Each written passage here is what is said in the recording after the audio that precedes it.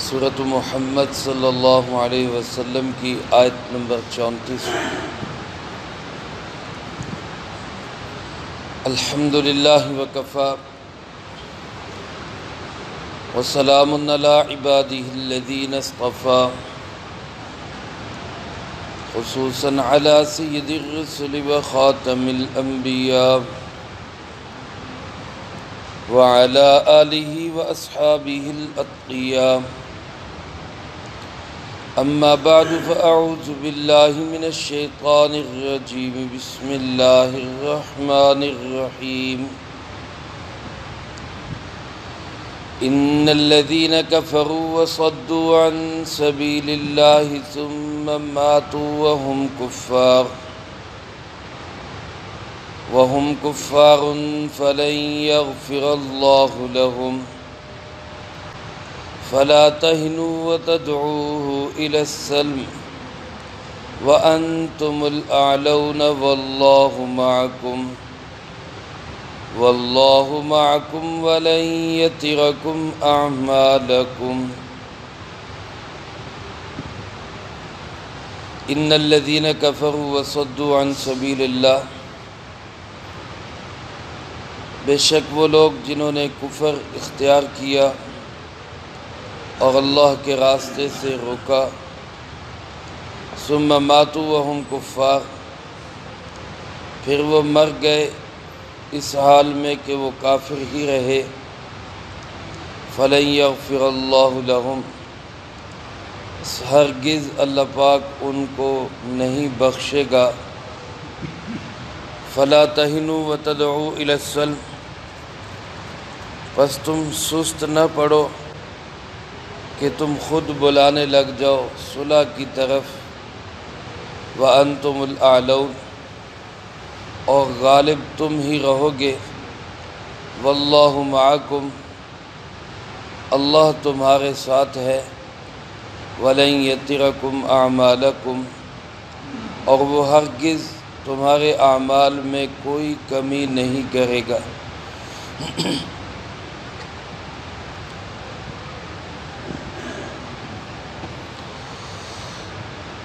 ان آیات مبارکہ میں سے پہلی آیت میں اللہ رب العالمین نے کافروں کے اخروی نقصان کو بیان فرمایا ہے، اور دوسری آیت مبارکہ میں مسلمانوں کو، ایمان والوں کو غالب رہنے کی بشارت اور نوید بھی سنائی، اور اس کے لیے یہ حکم بھی دیا کہ سستی پن کا اور ڈھیلے پن کا مظاہرہ نہ کرے۔ اللہ پاک ارشاد فرماتے، ان الذین کفروا وصدوا عن سبیل اللہ، وہ لوگ جو خود بھی کافر رہے اور دوسروں کو بھی اللہ کے راستے سے روکتے رہے، ان کا آخرت میں کیا نقصان ہوگا۔ اس سے پہلے اسی طرح کی آیت مبارکہ گزری ہے۔ علماء نے لکھا ہے کہ دونوں میں فرق یہ ہے کہ پہلی آیت میں کافروں کے دنیا کے نقصان کو بیان کیا گیا تھا کہ وہ اللہ کا کچھ بگاڑ نہیں سکتے اور ان کے اعمال برباد ہو جائیں گے، ضائع ہو جائیں گے، یہ ان کا اس دنیا کا نقصان تھا۔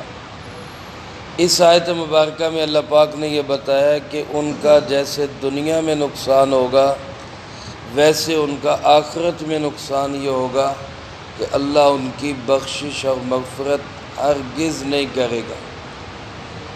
اور بعض علماء فرماتے کہ فرق دونوں میں یہ ہے، وہاں ان کافروں کا بیان تھا جو پہلے کافر تھے لیکن پھر موت سے پہلے مسلمان ہو گئے۔ اگر موت سے پہلے کافر مسلمان ہو جائے تو اس کے پہلے اعمال کا ثواب تو نہیں ملتا، لیکن جو پہلے گناہ ہوئے ہوتے ہیں وہ بھی ختم ہو جاتے۔ ایک کافر ہے، اس نے زندگی بھر اچھے اعمال کیے، بیواؤں کی خدمت کی، یتیموں کا سہارا بنا، رفاع عامہ کے کام کیے، سڑکیں بنائی، پانی لگوائے اور بہت سارے ایسے کام کیے، لیکن حالت کفر میں اس کے ان اچھے اعمال کا اس کو کوئی فائدہ نہیں ہوگا۔ کفر کی وجہ سے اس کے یہ اعمال سارے برباد ہوتے رہیں گے۔ لیکن یہی کافر پھر مسلمان ہو جاتا ہے تو مسلمان ہونے سے حالت کفر میں کیے ہوئے اچھے اعمال تو واپس نہیں آئیں گے، لیکن حالت کفر میں کیے ہوئے گناہ جو ہے وہ دھل کے صاف ہو جاتے ہیں۔ تو پہلی آیت مبارکہ میں ایسے ہی لوگوں کا ذکر تھا۔ اس آیت مبارکہ میں ان کافروں کا ذکر ہے کہ جو حالت کفر میں رہے اور پھر حالت کفر میں ہی ان کی موت آ گئی، یعنی وہ ایمان نہیں لا سکے۔ ایسے کافروں کے متعلق فرمایا فَلَن يَغْفِرَ اللَّهُ لَهُمْ، اللہ ہرگز ان کی بخشش نہیں کرے گا۔ میرے محترم دوستو، ایمان اتنی بڑی قیمتی چیز ہے کہ اگر خدا نخواستہ کسی ایمان والے کو اپنے گناہوں کی پاداش میں جہنم میں جانا بھی پڑا، اول تو پہلے ہی کئی چھٹکارے کے ذرائع ہے، سفارش ہے، اللہ رب العالمین کی رحمت ہے، امام الانبیاء جناب محمد کریم صلی اللہ علیہ وسلم سفارش کریں گے، حفاظ، شہداء، علماء سفارش کریں گے، کئی راستے ہیں جن سے وہ کسی نہ کسی طرح بچ ہی جائے گا۔ لیکن اگر پھر بھی اللہ ہم سب کو معاف فرمائے کوئی مسلمان جہنم میں گیا تو ایک نہ ایک دن وہ جہنم سے ضرور نکل آئے گا، وہ جنت میں چلا جائے گا۔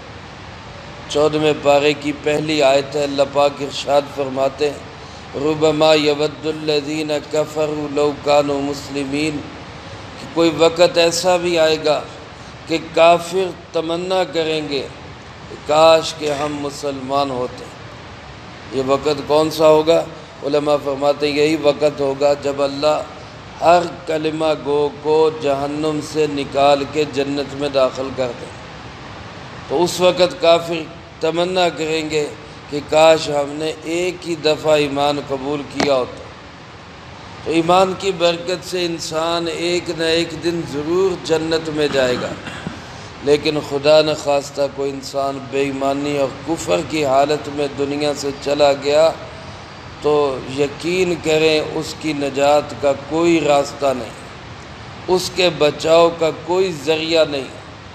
اللہ پاک نے تاکید کے ساتھ فرمایا فَلَن يَغْفِرَ اللَّهُ لَهُمْ، اللہ ہرگز ان کو معاف نہیں کرے گا۔ اللہ سے دعا بھی کرنی چاہیے، کوشش بھی کرنی چاہیے، اللہ کرے ہمارا خاتمہ ایمان پہ ہو جائے، اللہ آخری وقت میں ہمیں کلمہ ایمان نصیب فرما دے۔ جس کا آخری کلمہ لا الہ الا اللہ ہو گیا، اللہ کے محبوب صلی اللہ علیہ وسلم نے فرمایا کہ یہ جنت میں چلا گیا، یہ جنتی بن گیا۔ تو آخری وقت میں کلمہ جو نصیب ہوگا، علماء نے لکھا ہے اس کے لیے دو چیزوں کا اہتمام ضروری ہے، ایک کرنے کا کام ہے، ایک بچنے کا کام۔ کرنے کا کام یہ ہے کہ انسان ہر نماز کے وضو کو مسواک کے ساتھ کرے۔ جو مسواک کے ساتھ وضو کرتا ہے، علماء نے اس کے فوائد میں لکھا ہے سب سے بڑا فائدہ یہ ہے کہ مرتے وقت اس شخص کو کلمہ نصیب ہوگا۔ اور دوسرا بچنے کا کام یہ ہے کہ علماء کرام، دیندار لوگ، اہل مدارس، مساجد، طلباء عزیز، ان کی توہین سے بچا جائے۔ حضرت مولانا رشید احمد گنگوہی رحمۃ اللہ علیہ فرمایا کرتے تھے جو علماء کی توہین کرتا ہے اس کا چہرہ قبر میں قبلے سے پھیر دیا جاتا ہے، یعنی اس کے خاتمے کا بہت خطرہ ہے کہ وہ ایمان کی حالت میں شاید دنیا سے نہ جا سکے جو علماء کی توہین کرتا ہے۔ تو اس لیے کرنے کا کام یہ ہے کہ ہم نے مسواک کی پابندی کرنی ہے، اور بچنے کا کام یہ ہے کہ اہل علم اور نیک لوگوں کی توہین سے ہم نے بچنا ہے۔ اللہ پاک ارشاد فرماتے جو کفر کی حالت میں مر گیا اس کی ہرگز بخشش نہیں ہوگی۔ اس کے بعد ایمان والوں کو کہا گیا فلا تہینوا، سست نہ پڑو، ڈھیلے نہ پڑو، کمزور نہ ہو جاؤ، ہمت نہ ہار بیٹھو۔ بعض اوقات ہوگا کافروں کی تعداد زیادہ، ان کے وسائل زیادہ، ان کے پاس چیزیں زیادہ، ٹیکنالوجی زیادہ، مسلمان بیچارے کمزور حالت میں، کمزور پوزیشن میں، وہ ڈس ہارڈ ہو جائیں گے، مایوس ہو جائیں گے، ہمت ہار بیٹھیں گے۔ اللہ کا قرآن مسلمانوں کو، ایمان والوں کو کہہ رہے حالات جیسے بھی ہو جائیں تو ہمت نہیں ہارنی، مایوس نہیں ہونا، حوصلے کے ساتھ، ہمت کے ساتھ اللہ کے دین کے لیے اپنا تن من دھن لے کے کھڑے رہنا ہے۔ اللہ کے دین کو زندہ رکھنے کی کوشش کرنی ہے۔ فرمایا کہ ایسے ڈھیلے نہ پڑو، ایسے سست نہ ہو جاؤ کہ تدعو الی السلم، تم خود صلح کے لیے بلانے لگ جاؤ۔ مسلمان خود صلح کی پیشکش کرے، اللہ پاک فرماتے ایسے نہ بنو۔ دوسری جگہ سورۃ انفال میں اللہ پاک نے ارشاد فرمایا وَإِن جَنَحُوا لِلسَّلْمِ فَاجْنَحْ لَهَا، اگر کافر صلح کرنا چاہیں تو تم بھی صلح کر لو۔ یہاں اللہ پاک ارشاد فرما رہے ہیں کہ ایسے ڈھیلے نہ پڑو کہ صلح کرنی پڑ جائے، تو دونوں میں بظاہر تضاد ہے۔ اس کا حل کیا ہے؟ بعض علماء فرماتے ہیں کہ اس آیت مبارکہ میں جس چیز کی ممانعت ہے وہ یہ کہ مسلمان خود صلح کی پیشکش کریں۔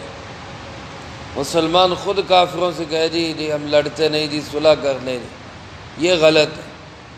ہاں کافر جو ہے وہ مسلمانوں سے ڈر کے مرعوب ہو کر کافر یہ کہے کہ جی ہم سے صلح کر لیں تو پھر مسلمان بھی صلح کر لیں، کیونکہ مسلمان تو سلامتی والا ہے، مومن تو امن والا ہے۔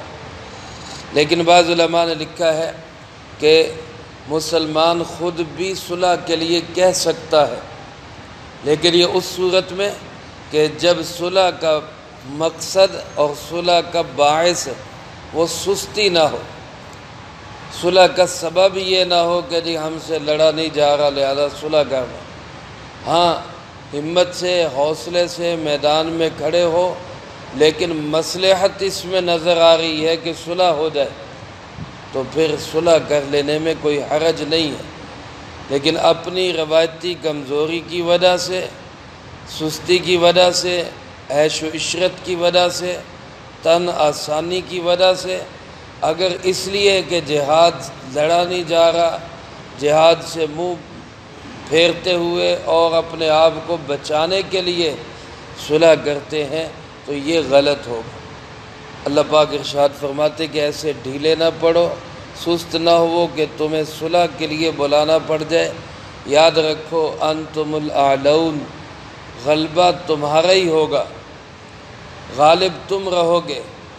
واللہ معکم، اللہ تمہارے ساتھ ہے۔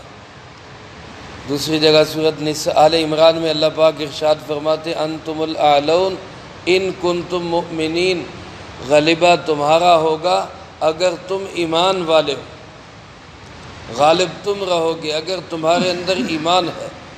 یعنی اگر انسان میں، مسلمان میں یقین کامل ہے، اللہ کی ذات پہ بھروسہ ہے، اور وہ تیر و تفنگ اور اسلحے پہ نظر کرنے کی بجائے رب کو سامنے رکھ کے میدان میں اترتا ہے تو اللہ فرماتے ہیں کہ تم ضرور غالب آؤ۔ یہاں بھی فرمایا کہ اللہ تمہارے ساتھ ہے، غلبہ تمہارا ہوگا، اور دنیا میں اللہ تمہیں فتح نصیب فرمائے گا۔ اور اس فتح کے باوجود وَلَن يَتِرَكُمْ أَعْمَالَكُمْ، ہرگز اللہ تمہارے اعمال میں کوئی کمی نہیں کرے گا۔ یعنی یہ نہیں ہوگا کہ دنیا میں فتح ہو گئی، دنیا میں مال غنیمت مل گیا، اسباب مل گئے، تو شاید کہیں اعمال میں اللہ نے کمی کر دی کہ عمل کا بدلہ یہ مل گیا۔ نہیں، اللہ فرماتے عمل اپنی جگہ پہ، اس کا بدلہ آخرت میں اپنی جگہ پہ۔ یہ تو دنیا میں ذرا سا فائدہ ہے کہ تم اللہ کے دین کے لیے میدان میں رہو گے، اللہ تمہیں غالب کرے گا۔ حالات چاہے دیر ہو جائے، چاہے لیٹ ہو جائے، چاہے وقت لگ جائے، ایک وقت آئے گا غلبہ تمہارا ہی ہوگا۔ لیکن شرط یہ ہے کہ تم اللہ کے بھروسے پر میدان میں جمے رہو، سست نہ پڑو، ڈھیلے نہ پڑو، ہمت نہ ہارو، اور اللہ پاک اس غلبے کے باوجود، فتح کے باوجود تمہارے اعمال میں کسی قسم کی کوئی کمی نہیں کرے گا۔ میرے محترم دوستو، یہ میرے اور آپ کے لیے بھی ہدایات ہیں۔ قرآن کریم نے ہمیں بھی سبق دیا۔ ایک تو ہم کوشش کریں اللہ کے دین کو زندہ کرنے کے لیے اپنی تگ و دو اور محنت جاری رکھیں، اور دوسرا اس بات کا ارادہ بھی کریں، کوشش بھی کریں، دعا بھی کریں، اللہ ہم سب کو حالت ایمان میں موت نصیب فرمائے۔ جو کہا سنا اس کو زندگی میں لا کے دوسروں تک پہنچانے کی توفیق عطا فرمائے۔ اللہم انت السلام ومنک السلام، تبارکت ربنا وتعالیت یا ذا الجلال والاکرام۔ اللہم اعنا علی ذکرک وشکرک وحسن عبادتک۔ اللہم احسن عاقبتنا فی الامور کلها واجرنا من خزی الدنیا وعذاب الآخرہ۔ اللہم باقیتا کباقیت الولید، اللہم استر عوراتنا وآمن روعاتنا۔ اللہم انا نجعلک فی نحورہم ونعوذ بک من شرورہم۔ اللہم اکفنا بحلالک عن حرامک واغننا بفضلک عمن سواک۔ اللہم اکفنا کل مہم من حیث شئت ومن این شئت۔ رب اغفر وارحم وانت خیر الراحمین۔ رب ارحمہما کما ربیانی صغیرا۔ ربنا لا تزغ قلوبنا بعد اذ ہدیتنا وہب لنا من لدنک رحمہ انک انت الوہاب۔ ربنا تقبل منا انك انت السميع العليم